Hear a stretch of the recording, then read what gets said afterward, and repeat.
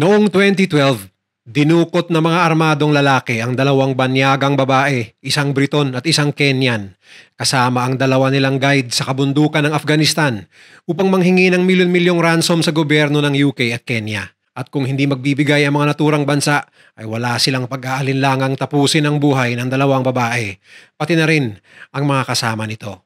Dahil nakipagnegosasyon naman ang mga otoridad ng dalawang bansa, ang akala ng mga bandido ay tiba-tiba na sila sa perang kanila makukuha.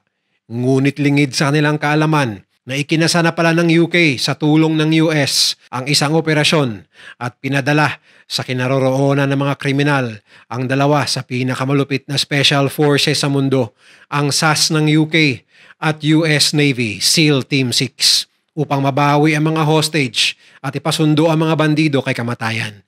Ito ang true story sa likod ng mapangahas na operasyong yon. Mr. Goodbye! May 22 ng taong yon, ang 28 anyos na Briton na si Helen Johnston mula London, England at ang 26 anyos na Kenyan na si Moragwe Oirere na parehong mga health worker ay pumunta sa isang liblib na nayon sa Afghanistan upang magsagawa ng isang programa kung saan tuturuan nila ang mga babae sa naturang lugar kung paano ang tamang pag-aruga sa kanilang mga anak. Kasama ang dalawang local na Afghan guides, tatahaki ni Helen at Moragwe ang napakaliblib at mabatong lambak patungo sa probinsya ng Badakhshan. Ng mga panahong yun, nasa kasagsagan pa ang Afghanistan sa gera laban sa Amerika. Ngunit ang Badakhshan ay isang napakalayong lugar, kaya isa ito sa mga natatanging ligtas na lugar sa bansa. Malayo mula sa mga kamay ng mga terrorist group kagaya ng Taliban at Al-Qaeda. Wala ring napapabalitang mga pag-atake sa lugar, kaya naman inakala ni na Helen at Moragwe na ligtas at matiwasay ang kanilang paglalakbay. Doon pa lang ay maling-mali na ang kanilang inaakala. Ang Badakhshan ay isa sa mga pinakamalayong probinsya ng Afghanistan. Sa sobrang tarik na mga daan papunta rito, abay magtataka kayo kung bakit mayroong nakatira sa bandang ito ng bansa. Napakalamig rin ng klima dito tuwing taglamig dahil nakakaranas ito ng makakapal na niebe kapag winter season. Okay lang sana kung ang terrain at klima lamang ang magiging kalaban ni na Helen at Moragwe. Subalit ang hindi nila alam, mayroon pang mas malaking panganib ang nakaamba para sa kanilang dalawa. Ang sanay maayos na ekspedisyon ay mapapalitan ng takot nang bigla na lang bumungad sa kanilang harapan ng isang grupo ng mga armadong lalaki. Nagtatago lamang pala ang mga ito sa naglalakihang mga bato na overlooking sa dinadaanan ng mga health worker. At nang makatsyempo ay dali-dali silang bumaba sa pinagtataguan at tinutukan ng baril si Helen, Moragwe at ang mga kasama nito mga guide. Kahit ang mga lokal na lalaking kasama ng dalawang health workers ay wala nang nagawa nang nakaamba na sa kanilang mga ulunan ang matataas na kalibring baril mula sa mga hindi pa nakikilalang mga kriminal. Kaagad nitong kinumpiska ang mga gamit ng dalawang babae kagaya ng mga cellphone, camera, laptop at wallet. Para sa mga kriminal, ang $100 ay kaya nang bumuhay ng maraming pamilya sa Afghanistan sa loob ng ilang taon. Kaya naman karamihan sa mga binata rito ay napipilitang kumapit sa patalim at sumanib sa mga gang, sindikato o kaya ay mga terrorist group upang pansamantalang makaahon sa hirap. Subalit hindi lang pagnanakaw ang gagawin ng mga armadong lalaki kina Helen at Moragwe. Upang mas lalo pang kumita, naisipan ng kanilang leader na dukutin ng mga dayuhan dahil siguradong pwede nila itong gawing alas upang makahingi ng malaking ransom mula sa gobyerno ng UK at Kenya. Ngayon ganap ng mga kidnapper, dinala ng mga ito sina Helen at Moragwe sa isang liblib na kuweba sa gitna ng probinsya ng Badakhshan. Matapos mabihag ang dalawang babae, kaagad nagpadala ng video ang mga kidnapper sa gobyerno ng Afghanistan. At dito na nila sinabi ang kanilang intensyong manghingi ng milyon-milyong ransom kapalit ng buhay ng dalawa. Di nagtagal ay nalaman na rin ng British government ang nangyari sa isa sa kanilang mga mamamayan. Dahil si Helen Johnston ay isang pinahahalagahang Briton na kilala sa kanyang mga outreach program sa iba't ibang panig ng mundo, kailangan ng pag-isipan ng mga otoridad ang kanilang susunod na mga hakbang kung papaano marirescue ang dalawang health workers sa lalong madaling panahon. Nung una, inakala ng lahat na ang mga kumidnap kay Helen at Moragwe ay mga tauhan ng Taliban o Al-Qaeda. Ngunit nang masuri nila ito ng mabuti, napagtanto ng mga otoridad na ang mga armadong lalaki sa video ay pawang mga bandido lamang sa kabundukan ng Badakhshan. Subalit hindi pa rin sila dapat maging kampante. Noong mga sandaling yon, mayroong 3 options ang gobyerno ng UK kung paano nila susolusyonan ang problemang ito. Una, pwede nilang simulan ang negosasyon sa mga kidnapper na ang gusto lang naman talaga ay pera, kapalit ng buhay nila Helen. Ang problema nga lang, kailanman ay hindi nakikipag-negotiate ang British government sa mga terorista o mga bandido. Pangalawa, iaasa na lang sana nila ang lahat sa kamay ng gobyerno ng Afghanistan at baka sakaling marisolba nila ang nangyayaring krisis sa kanila mismong bakuran. Ngunit tila malabo yatang mangyari ito. At ang panghuli, mai-rescue si Helen at Morague gamit ang puwersa mula sa pinakamalulupit na Special Forces ng UK. Bigla na lang naalala ng British government ang nangyari noon kay Linda Norgrove, isa ring British health worker na tumutulong sa mga pamilya sa Afghanistan. Parehong-pareho ang sitwasyon noon ni Linda kay Helen Johnston at para bang nangyari na ito dati. Sa kasawiang palad, palpak ang nangyaring rescue operation noon dahil aksidenteng nasawi si Linda dahil sa tama ng ligaw na bala mula sa mga tropa ng British Special Forces. Ngunit sa pagkakataong ito, nangako ang buong militar at ang SAS o ang Special Air Service ng British Army na hindi na mangyayari muli ang kanilang kapalpakan noon. Tinuturing ang mga SAS bilang isa sa mga pinakamagaling na special forces sa buong mundo dahil sa kanilang angking kakayahan sa digmaan, rescue operation at pagkontrol sa mga hostage-taking crisis. Mga piling individual lamang ang nasasali sa grupong ito, kaya naman hindi katakataka na mayroon silang ibubuga. Ilang beses nang nasubukan ang galing ng SAS sa loob ng ilang dekadang pagsiserbisyo. Isa na rito ay nang tagumpay nilang mapatay ang mga teroristang pumasok sa Iranian Embassy sa London noong 1980, kaya naman tinitingala ng ibang bansa ang SAS. Isa ang mga SAS sa mga military groups na nasa ilalim ng International Security Assistance Force o ISAF na isang misyon sa Afghanistan na pinamunuan ng NATO noon. Maaalalang mainit pa rin ang mga tagpo sa ibang parte ng Afghanistan kahit pa man noong 2012. At dahil nandoon rin naman ang SAS sa bansa at ang isa sa mga hostage na hawak ng mga bandido ay isang Briton, natural lamang na sila ang mangunguna sa kinakasang rescue operation. Pero hindi lamang ang SAS ang naroon sa Middle East dahil nandun din ang sikat at mabangis na US Navy SEAL Team 6, ang mga tinaguriang super soldiers ng Amerika. Kung nakita ninyo kung gaano kahirap ang training ng mga Navy SEALs, abay alam nyo na kung anong klase mga sundalo ang mga ito. Sa makatwid, sa pinaplanong pag-rescue kay Helen at Morague, magko-combine ang SAS at Navy SEALs upang tagumpay na makumpleto ang kanilang misyon nang walang bulilyaso. At lingid sa kaalaman ng mga kumidnap sa 2 health workers na ganito katindi ang puwersang paparating sa kanila. Pero bago ang lahat, kailangan muna nilang hanapin kung nasaan ang mga kidnapper. Buti na lang at nautakan ng mga otoridad ang mga ito upang makuha ang kanilang mga lokasyon na trace ng binuong Joint Special Forces Group ang mga cellphone signal ng mga kidnapper habang nakikipagnegosasyon sa mga ito. Mula sa isang headquarters sa Kabul, Afghanistan, natunto ng mga otoridad ang tunay na kinalalagyan ng mga kidnapper at ang kanilang mga hinostage ng mga sibilyan.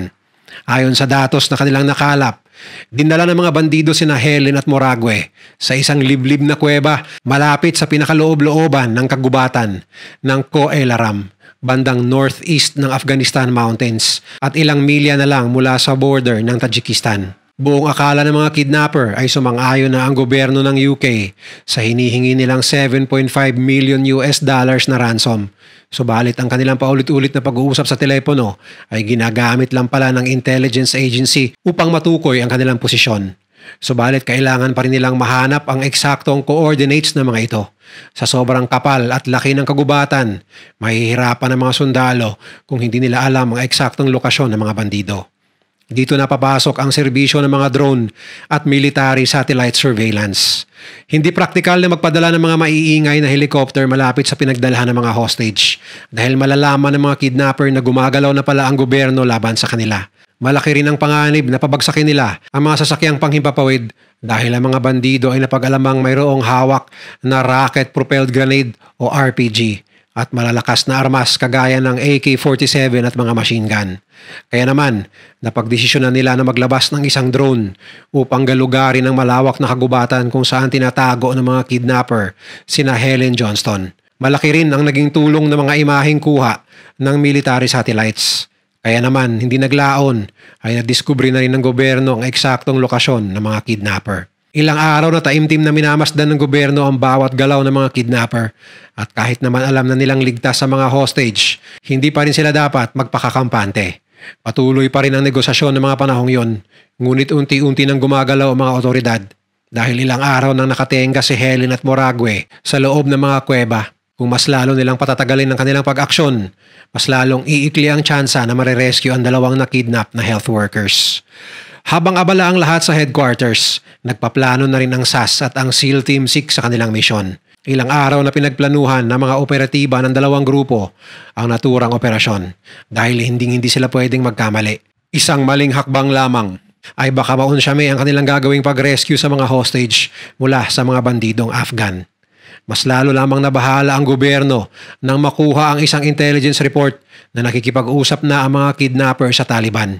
Hindi nila alam kung ano ang pinag-usapan ng dalawang grupo pero kung sakaling bilhin ng Taliban o di kaya ng Al-Qaeda ang mga hostage mula sa mga kidnapper, abay mas lalo lamang magiging komplikado at mahirap ang pagbawi sa dalawang babae dahil sa mga terorista na ang kakaharapin ng SAS at US Navy SEAL.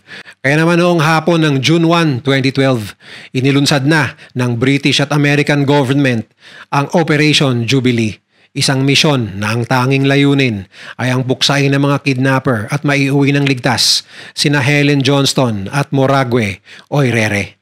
Nagsama-sama ang 28 miyembro ng SAS at 28 namang miyembro ng Navy SEAL Team 6 na siya ring mga sundalo sa likod ng pagpapatumba kay Osama Bin Laden noong 2011. Kung tutuusin, napakatindi ng grupong ito. Kasama rin nila ang ibang sundalo ng Afghan Armed Forces upang magbigay suporta. Ngunit napag-alaman nilang nasa magkahiwalay na kuweba sina Helen at ang dalawang lokal na Afghan na nooy nagsilbing guide para sa dalawang babae. Kaya naman kailangan baguhin ng konti ng SAS at Navy SEALs ang kanilang plano. Mula sa airbase sa Kabul, Afghanistan, lumipad ang pinagsamang grupo sakay ang mga Black Hawk helicopter papunta sa natunto na lokasyon ng drone at ng satellite surveillance. Subalit para isurpresa ang mga bandido, kailangan nilang lumapag sa dulo ng kagubatan na may 8 kilometro pa ang layo mula sa kuweba nang sa ganoy hindi sila marinig ng mga ito. Simula dito ay maglalakad sila sa gitna ng dilim upang marating ang kuweba. Nakatoka ang mga Navy SEAL sa kuweba kung saan di umano ay itinago ng mga kidnapper ang dalawang guide. Habang ang mga SAS naman ay nakatalagang pumasok sa kuweba kung saan nandoon naman si Helen at Morague. Dumating na ang mga sundalo sa lugar bandang hating gabi at habang suot-suot ang kanilang mga camouflage at gamit ang kanilang night vision goggles, dahan-dahan nilang tinahak ang matatarik at mabatong daan sa kagubatan. Naunang narating ng mga Amerikano ang unang kuweba, ngunit kailangan nilang hintayin ang go signal ng headquarters dahil kailangan coordinated ang pag-atake ng mga Navy SEAL at mga SAS. Sa mga sandaling yun, malapit nang pumutok ang bukang liwayway kaya naman kailangan na nilang magmadali. Nang marinig nila ang kumpirmasyon ng kanilang mga commander, kaagad pumasok ang mga Amerikano sa unang kuweba at walang ano-ano'y pinagbababaril ang 7 mga bandido na halos hindi man lang nakapalag sa bilis ng opensiba ng SEAL Team 6. Subalit laking gulat nila nang makitang walang ni isang anino ng mga hostage sa naturang lugar. Inakala ng lahat na baka palpak na ang kanilang misyon. Tuluyan na nga bang pinaslang ng mga bandido si Helen at Morague o binenta na nila ang mga ito sa ibang terrorist group tulad ng Al-Qaeda o Taliban? Naglalaro na ang mga tanong na ito sa isipan ng mga Navy SEAL. Habang inaatake ng mga Navy SEAL ang mga bandido sa kabilang kuweba, kaagad ring pumasok ang mga SAS sa isa pang nakatagong kuweba kung saan naroon ang leader ng mga kidnapper. Walang kahirap-hirap, isa-isang tinarget ng mga SAS ang natitirang mga bandido. Kabilang na syempre ang leader nito. Naging madugo ang engkwentro sa panig ng mga kalaban. Sadyang napaka-coordinated ang galaw ng British Special Forces na walang bahid ng pag-aalinlangan at takot. Sa kalagitnaan ng operasyon, nanood ang mga general na nasa Kabul Air Base gamit ang mga kamera na suot ng mga SAS at Navy SEAL. Na mga sandaling yon, nakikipagpalitan pa ng putukan ng mga sundalo sa natitirang mga bandido. Ngunit sa loob lamang ng ilang minuto ay kaagad rin naman nilang naubos ang mga hostage taker. Dahil sa lalim ng kuweba, kailangan pa nilang hanapin kung saan inilagay ng mga bandido sina Helen. Sa kabutihang palad, katagpuan nila sina Helen Johnston at Morague Oirere na buhay kasama ang dalawa nilang Afghan guide. Pero hindi pa roon nagtatapos ang kanilang misyon. Kailangan pa nilang dalhin ang mga hostage papalayo sa kuweba, papunta sa kinaroroonan ng mga helicopter upang tuluyan na sila makaalis sa lugar. Subalit kailangan pa nilang tahakin muli at daanan ang 8 kilometrong makakapal na kagubatan ng Afghanistan. At anumang sandali ay maaari silang maambush ng iba pang mga bandido o mas malala pa, baka matambangan sila ng mga Taliban at Al-Qaeda na pinaniniwala ang aktibo rin sa lugar. Kung gaano kakomplikado ang simula ng Operation Jubilee, ganon din kahirap ang pagkumpleto nito. Kailangan rin nilang magmadali at wala silang oras na dapat aksayahin.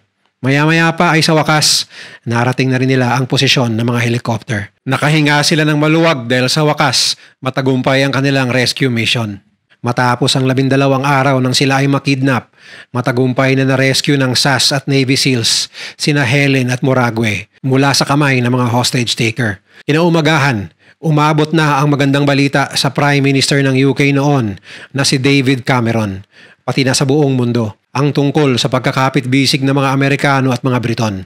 Lahat ng kanilang sakripisyo at pagbubuwis ng buhay ay nasuklian ng mga papuri at parangal. Sa isang napaka-perpektong misyon, hindi maikakaila na isa ito sa mga pinaka-nakakamanghang rescue operation sa kasaysayan.